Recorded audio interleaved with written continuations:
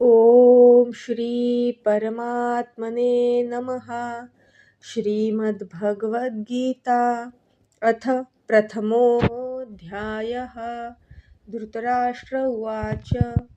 धर्मक्षेत्रे कुरुक्षेत्रे समवेतायुयुत्सवः मामकाः पांडवाश्चैव किमकुर्वत संजय. धृतराष्ट्र म्हणाले, हे संजया, धर्मभूमी असलेल्या कुरुक्षेत्रात युद्धाच्या इच्छेने एकत्र जमलेल्या माझ्या आणि पांडूच्या मुलांनी काय केले. संजय उवाच.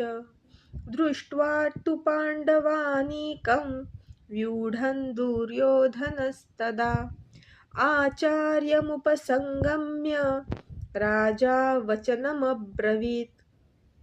संजय म्हणाले, तेव्हा राजा दुर्योधनाने व्यूहरचना केलेले पांडवांचे सैन्य पाहिले आणि द्रोणाचार्यांजवळ जाऊन तो म्हणाला, पश्येतां पांडुपुत्राणां आचार्य महतीं चमूं व्यूढान् द्रुपदपुत्रेण तव शिष्येण धीमता.